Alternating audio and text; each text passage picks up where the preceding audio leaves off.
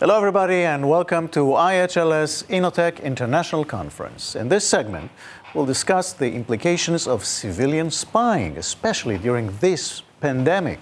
Very distinguished guests here. Please introduce yourselves by way of the sitting. I'll start with you, Doron. Doron Ofek.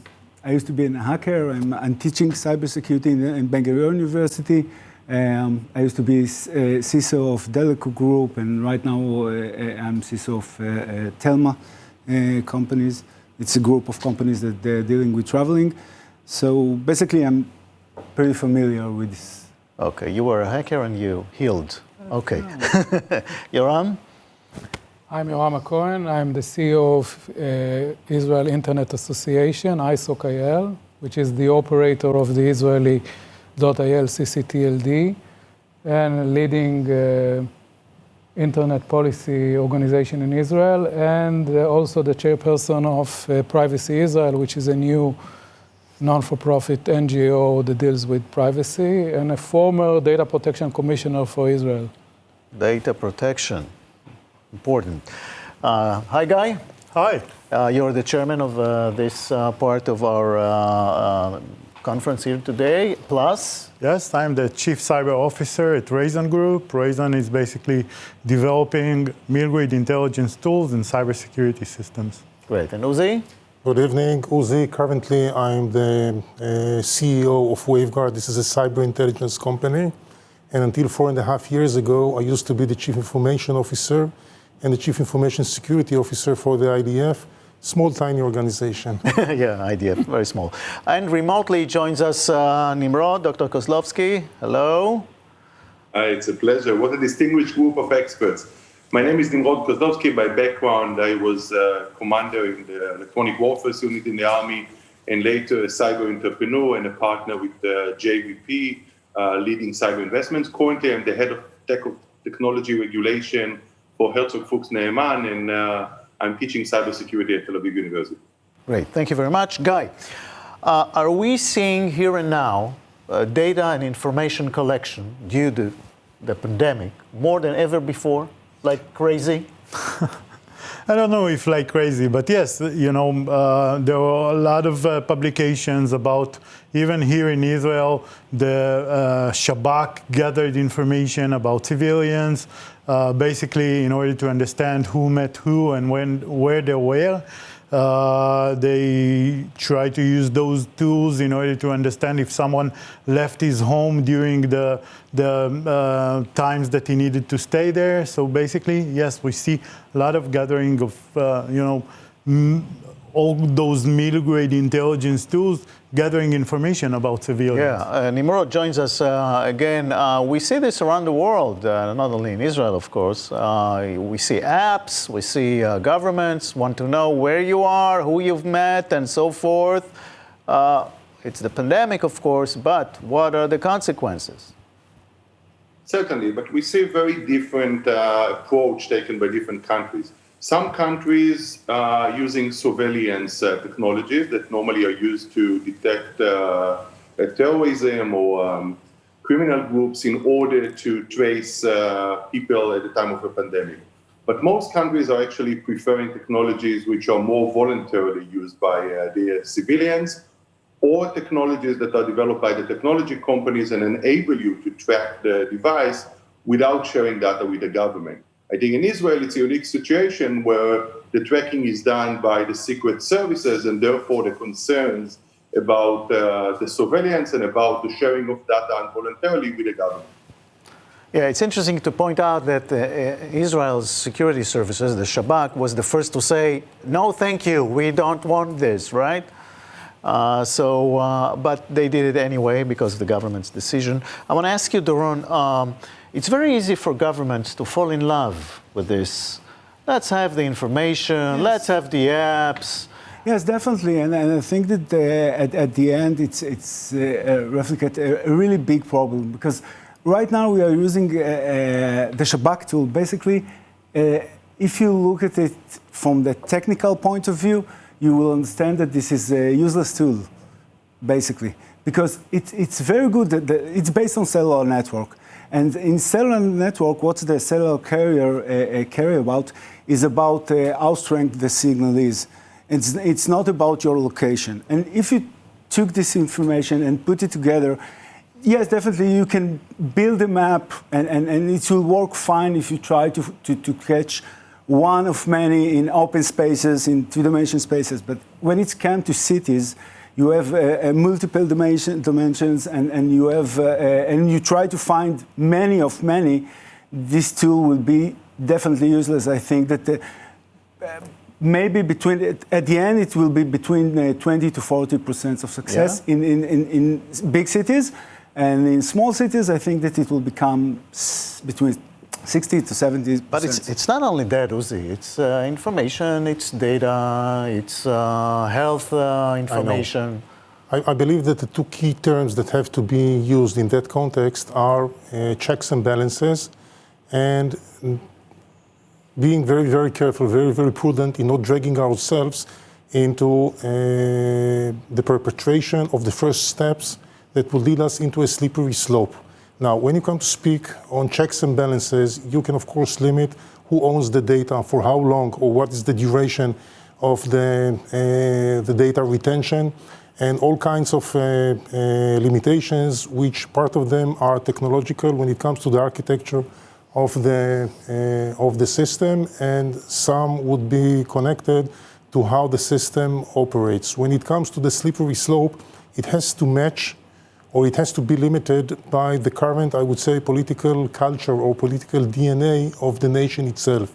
Whatever suits nations like Israel, in which I would say public awareness vis-a-vis security concerns does not coincide with political cultures, for instance, I would say in Northern Europe or something like that.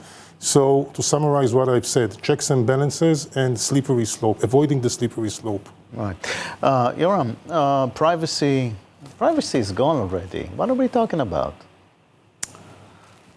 We are talking about the behavior of people, and I think that this crisis gives a great example what is the value of privacy and what happens when you infringe privacy, because I don't know among your friends how many have changed their behavior due to the surveillance by the security services. I know people that purchased non-identified phones. And this is something that half a year ago belonged to criminals or spies, but now ordinary people are doing this. So you see the effect of the surveillance, and this is the most important thing. People value their privacy. They don't want to be tracked. And once you are tracked, you are changing your behavior, and this is really bad for the democratic society. Aren't we tracked all the time already? Maybe by private companies. We are tracked. In most cases, we are tracked with our consent. So if we're using Google services or Apple services, basically, most of the people understand the value of the exchange. They get excellent services and they consent. There are a lot of questions about this model, but it is based on type of consent. In that case, there is no consent. The consent was, in the beginning, was given by the government decision, and later on, it was given by the parliament, which is controlled by the government. So this is not really a democratic situation. Right. But Guy, people are not aware of what's happening with their privacy on a daily basis, I'm talking, not before pandemic. And then later they find out, hey, social networks, I'm targeted. I didn't know that they know so much about me. And then it's too late. So the same with this. Is there any going back after the government knows all this kind of information about you? First of all, if we're talking about those private companies that collect our information, I think that it's game over. Basically, when they understand that when they understand what you do, how you do it, basically how you live your life, It doesn't matter if you change your phone, enter different credentials, use different social networks and so on, they still know who you are. If we're talking about a government decision of if it's okay or not okay to collect information, yes, that can be reversible, but they can be in love with the idea of knowing everything. It's already agreed to collect those kind of information, so why would we stop? Yeah. So, Uzi, what do you say? Is there a way back or not after this pandemic? There is no way back as far as the big IT companies are concerned. Google, Facebook, Apple, I'm just setting a couple of examples, already own us. You have to understand this. I think that the great justified fear is that the governments will own us and will fall in love with the idea and with the notion that this is possible. As I've said, this is a justified fear, and once the pandemic is over, and I'm sure that the distribution of the vaccine would put an end. I mean, it might take another year, maybe another 18 months. I believe that in all nations in which infringements, as declared previously, have been made vis-a-vis decreased privacy, some setbacks or positive setbacks will have to be taken out. Mm-hmm. Nimrod, let's go back to you. You see any going back on this, or that's it? It's a lost case. We lost our privacy to governments this time, and that's it? First of all, I think the discussion is always in connection with the technology that we have. We see advancement now in technology that enable you to shift from the binary discussion, whether we give up our privacy or whether we preserve our privacy. There are technologies at the moment that enable you both to give data, so to be utilized for purposes such as tracking or other purposes, while still preserving your privacy. So if you look at actually at the startup nation of Israel, there are some companies in Israel developing now technology that would enable to collect data about the citizens, but without enabling access to the data to the government or the private companies, while inquiring the data for the task at hand. So for example, we'll be able to collect data about the individuals and know where they are located, but the government would not be able to access this data, but still this data would be potentially inquired to let us know that someone was in connection with the confirmed pandemic area. So we do have options with technologies to change from the binary discussion that we're having. What we've done so far, we assume that either I have privacy or I don't have privacy.